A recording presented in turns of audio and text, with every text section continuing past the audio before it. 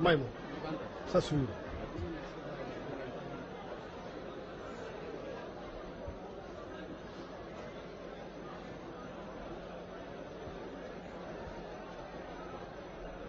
بسم الله الرحمن الرحيم مدحوينياشي هوري صوماليا رئيس وزارياشي هوري صوماليا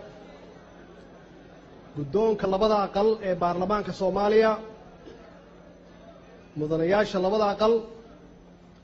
xubnaha golaha wasiirada guddoomiyaha maxkamadda sare madaxweynayaasha dowlad goboleedyada taliyayaasha ciidanka madaxda iyo xubnaha matala dowladaha aan saaxiib ka nahay diblomaasiyiinta Soomaaliya ee halkan jooga qaybaha kala duwan ee bulshada Soomaaliyeed dhammaan marti sharafta ee halkan fadhida iyo dhammaan bulshaweynta Soomaaliyeed ee daawanaya waxaan ku leeyahay halkan salaanta islaamka assalaamu calaykum wa rahmatullaahi wa barakaatuh salaan diiran kadib waxaan marka ugu horeysa halkan ka bogaadinayaa guddoonka labada aqal ee baarlamaanka Soomaaliya iyo mudanayaasha labada aqal sidii habsamida lahayd ay u soo agaasimeen doorashooyinkii dalka ka dhacay waxaan sidoo kale ammaan ballaaran u jeedinayaa madaxdii dowladdii hore oo ay ugu horeeyaan madaxweyne xasan sheekh maxamuud iyo رئيس وزراء عمر عبد الرشيد كالنتي أي كقاتين دادهنتي يتابقلنتي حنانكي دور الشدة يشقدي عسليت أي سوق قبتين يجانا كسر شقيي يو كسر شقيي ظروف آد وضع وهاينا كالنتاس أن كل ذا قاتي مدحنا الدولة قبلية الدلكة iyo gudiyadii doorashooyinka heer federaal iyo heer gobol waxaan dhammaantood uga mahadcelinaynaa kaalintii mugta lahayd ay ka soo qaateen hawshaas adag sidoo kale waxaan hanaanka doorashada Soomaaliya hiil iyo hooba la garab istaagay beesha caalamka oo ay ugu horeeyaan ciidanka nabad ilaalinta AMISOM oo sugay amniga goobaha doorashooyinka iyo deeq-bixiyaasha caalamka iyagana doorkii ay ka qaateen waxaan ugu haynaa abaal weyn mudanayaal iyo marwooyin Soomaaliya waxaa sharaf u ah inay ka mid tahay dalalka sida hufnaanta leh loogu tartamo hoggaanka dalka isla markaasna si nabadgelyo ah loogu kala wareego awoodda dalka waxaa sharaf noo ah inaan maanta halkan ay fadhiyaan madaxweynayaashii iga horreeyey oo aan soo wada shaqeynay muuqaalkan waa mid ay ku naaloonayaan ama ay ku naaloodeen dhammaan shacabka Soomaaliyeed wuxuuna dhidibada u aasay dhaqanka dimuqraadiyadda ah ee Soomaaliya qaadatay markii ay xorriyadooda qaadatay sanadkii 1960 mudanayaal iyo marwooyin dowladeenna waxaa hor yaal caqabado aad u fara badan inkastoo aanan dadaal yaraysan doonin haddana waxaan rabaa inaan shacabka Soomaaliyeed u caddeeyo in marka la eego sida uu u kooban yahay itaalka dowladeed dhanka dhaqaale iyo dhanka ciidan iyo security waxaa la qaban karaa ay koobnaan doonaan waana ognahay waana hubaa inaan jecelnahay ama jeclaan lahayn in 4 sano soo socota aan xalliyo dhammaan dhibaatooyinka jira laakiin taasi way adag tahay inay dhacdo dhibaatooyinka badan oo idin haysta waxa ay samaysmeen 26 sano oo colaad iyo abaaro ay soo socdeen xalkooduna wuxuu u baahan yahay dhowr iyo 20 sano oo kale sidaas darteed waxaan si toos ah uga codsanayaa shacabka Soomaaliyeed inay igala shaqeeyaan sidii aan u xallin lahayn dhibaatooyinka aasaasiga ah ee noogu daran 4 sano ee soo socota kuwaasi haddii aan wax qabanno kuwa kalena dawladaha naga dambeeya ayaa dhamaystir doona insha Allah laakiin dawladdeena halkan anigu aan hoggaanka hadda ka ahay waxaan ballan qaadayaa sharafkii iyo ciisadii iyo karaamadii Soomaaliya inaan soo celiyo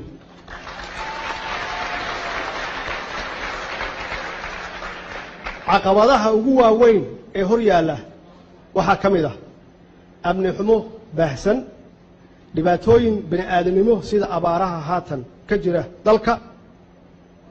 dhamaystirka dib u heshiisiinta beelaha Soomaaliyeed xoojinta sarreynta sharciga iyo nidaamka cadaaladda dib u soo celinta kalsoonida ay shacabka ku qabaan dawladooda yareynta saboolnimada iyo fakhriga ragaadiyay shacabka Soomaaliyeed kobcinta dhaqaalaha dalka iyo kordhinta dakhliga dawladda jihaynta muruqa iyo maskaxda dhalinyarada Soomaaliyeed xoojinta iyo tayeenta haykalka dawladnimo xoojinta xanaanka federaaliga ah siyaasadda arrimaha dibadda oo ku dhisan ixtiraam iyo iskaashi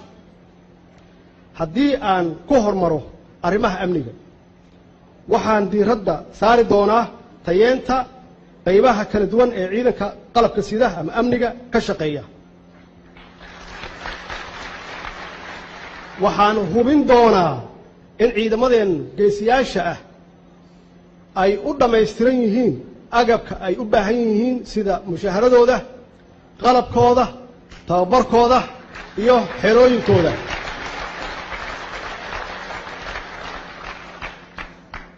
sida la wada ogsoon yahay ciidanka nabad ilaalinta AMISOM oo hadda nala jooga oo ay ka mid yihiin Uganda Kenya Burundi Djibouti iyo Ethiopia runtii hawl wanaagsan ay qabteen oo aan u baahnayn waxaana hadda socda oo ay buuxsantay 10 sano muddadaas dheer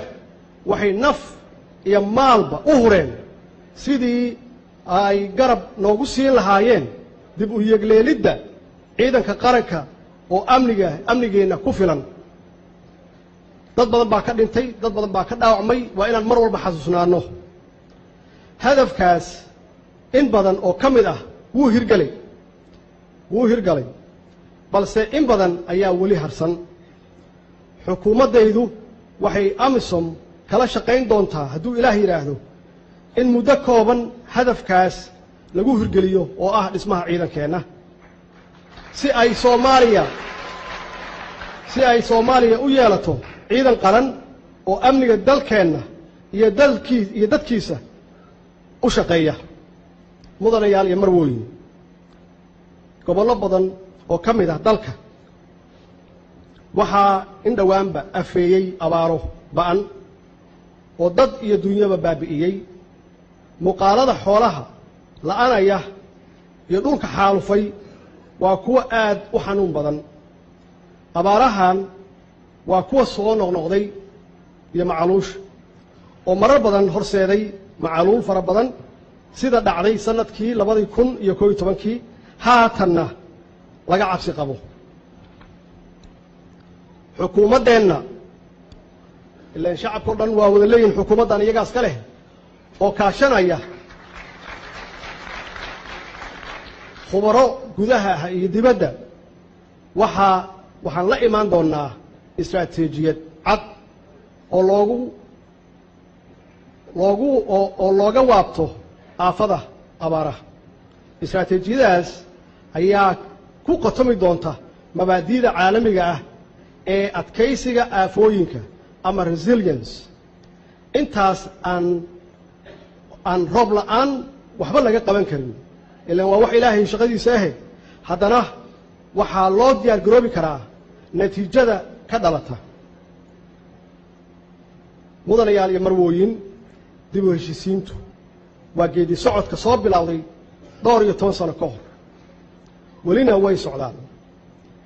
dowladdeenu waxaa mas'uuliyad gaar ah iska saari doontaa dhamaystirkii dib u heshiisiinta bulsho waxaa ceeb nagu ah in sanadka 2017 ay weli kala qabsan yihiin ama kala baxsan yihiin ama kala qaybsan yihiin qoysas wada dhashay oo hal magaalo degan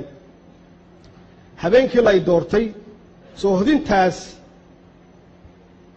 waa la isaga gooshay iyadoo aan cidna looga amar qaadan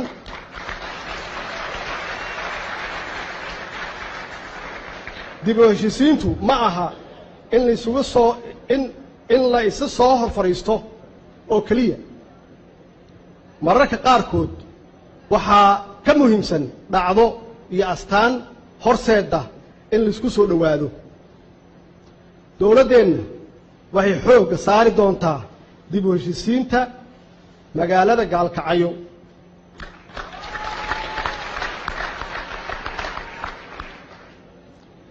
si xal waara loogu helo waxaana u mahad celinayaa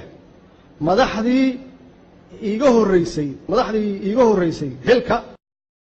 12 milyan in ka badan ah ma hor istaagi kartaan waxaan idin sheegayaa dhowr qof aad dishaan iyo hanti aad burburisaan Soomaali ku qalbi jabi mayso Soomaali maanta waa isku duuban tahay waxaan idin sheegaynaa khaasatan dhalinyarada Soomaaliyeed oo la khalday waxaan u sheegaynaa in maanta laga bilaabo aysan isku qarxin dadkooda Soomaaliyeed oo walaalaha ah in aysan dhibaateen ama aysan burburin hantida dalkooda uu leeyahay waxaan uga digaynaa in aysan dalkan horumarkiisa hor istaagi karinna waxaan diyaar idin la nahay inaan dhalinyaradaas la khalday aan gacmo furan ku soo dhaweyno oo aan siino waxay u baahan yihiin ay ku shaqaystaan iyo nolol kuwa u shaqeeya al-qaacida iyo ISIS iyo ummado kale oo dalkan aan doonin inay istaagto waxaan idin sheegaynaa waqtigii waa dhamaaday ummadda Soomaaliyeed ee qaybsanaayeen fursad yaad haysataan ku soo biira Soomaaliya horumarkeeda ku soo biira walaalihiin wixii aad samayseen waa lidin khalday diyaar waxaan idin la nahay gacmo furan inaan ku soo dhaweyno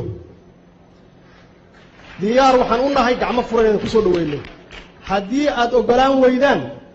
hadda 12 milyan oo Soomaali ah iyo idinkoo dhowr kuna kama hortagi kartaa walaalayaal guud ahaan ummadda Soomaaliyeed waxaan aaminsanahay sidaad aragtaan maanta in laba madaxweyne oo hore ag taagan yihiin waxaan noo bilowday jidkii iyo dariiqadii dimuqraadiyadda waxaan soo aragnay dagaal sokeeye oo qabiil waxaan soo aragnay dagaal xagjir waa ka gudubnay hadda waxaan maraynaa markii aan caalamka kula tartami lahayn dhaqaale iyo waxbarasho aan kula tartami lahayn waxaana ku gaari karnaa annagoo wada shaqayna annagoo u soconna dhankii dimuqraadiyadda annagoo la shaqeyna dawladaha dariska